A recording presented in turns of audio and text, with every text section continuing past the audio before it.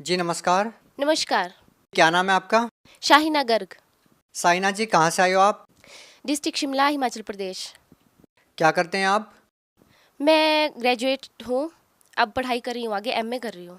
संत रामपाल जी महाराज से नाम दीक्षा लेने से पहले आप क्या भक्ति साधना करते थे? जैसे रोजे रखना, नमाज पढ़ना, उस तरह से करती थी।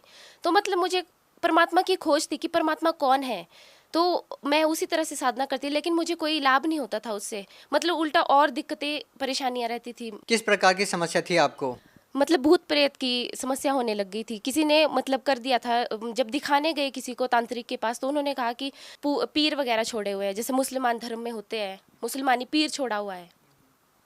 तो सब देखने गए तो सब यही बोलते थे कि ठीक हो जाएंगे, मतलब जंतर वगैरह धुनी वगैरह दे देते थे। तो ठीक नहीं हो पाती थी मैं। मतलब थोड़े टाइम ठीक होंगी, फिर वही हाल हो जाती थी। फिर मैंने एक हिंदू धर्म में शादी की।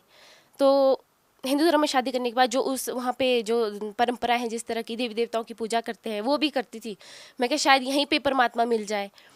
तो वहाँ पे भी कोई लाभ नहीं होता। 3-4 महीने थोड़ा ठीक रही, उसके बाद फिर वही दिक्कत होने लग गई। उसी मुसलमानी पीर जो लगाया हुआ था, वो दिक्कत होने लग गई। तो मेरे ससुर मुझे दिखाने ले जाते थे, कभी तांत्रिक के पास, पंडितों के पास। तो सब यही कहते थे कि ठीक हो जाएगी, ठीक हो जाएगी।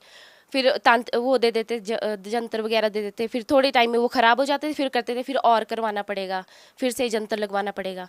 फिर बहुत ज़्यादा पैसा खर्च हो रहा था, सब कुछ।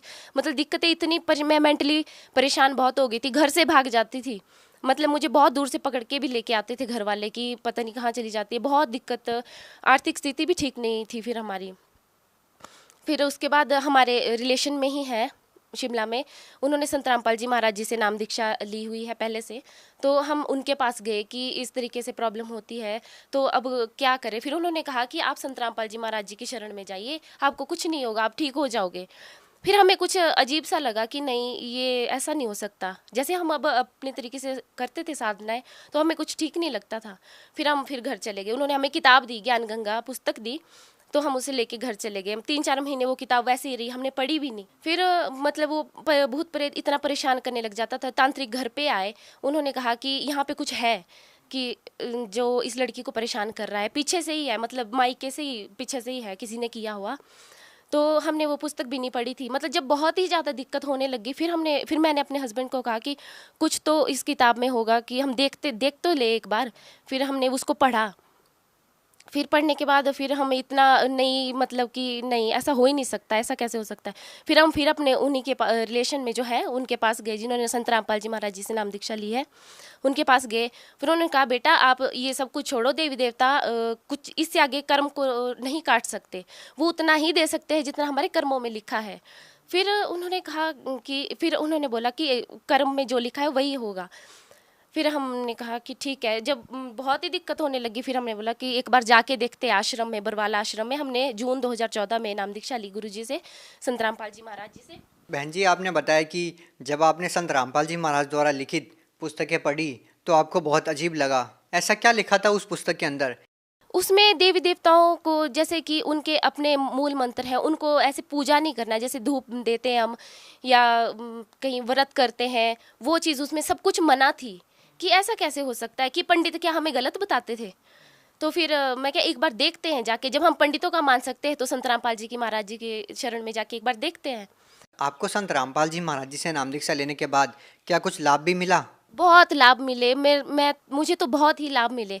मैं जब संत रामपाल जी महाराज जी की शरण में गई, वहाँ पे लाइन लगी होती है आशीर्वाद के लिए, आशीर्वाद देते हैं।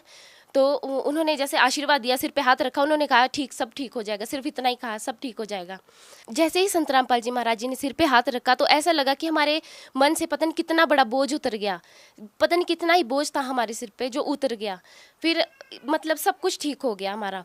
हम घर आए, हमने जोत जलाई, सब कुछ किया। फिर उसके बाद हमारा सब कुछ ठीक हो गया, मतलब कोई ऐसी दिक्कत वाली बात नहीं रही।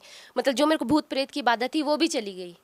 3 सालों से हम दिखा रहे थे, कहीं भी ठीक नहीं हो रही थी वो भूत प्रेत की जो बाधा थी।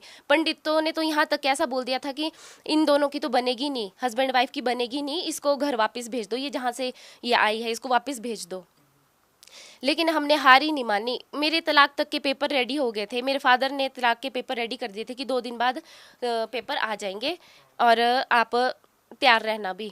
पर हमने हार ही नहीं मानी। हम फिर संत रामपाल जी की शरण में चले गए। हमने कहा कि अब जब इतने के पास गए तो उनके पास जाके भी देखते हैं। तो हम आपसे जानना चाहते हैं कि संत रामपाल जी महाराज से नाम दीक्षा लेने के बाद आपका जो तलाक होना था, क्या वो हुआ? नहीं जी, आज हमारी शादी को 5 साल 6 साल हो गए हैं। तो वो मतलब संत रामपाल जी महाराज जी की शरण में आने से वो बला ही टल गई सारी। और क्या क्या लाभ हुए?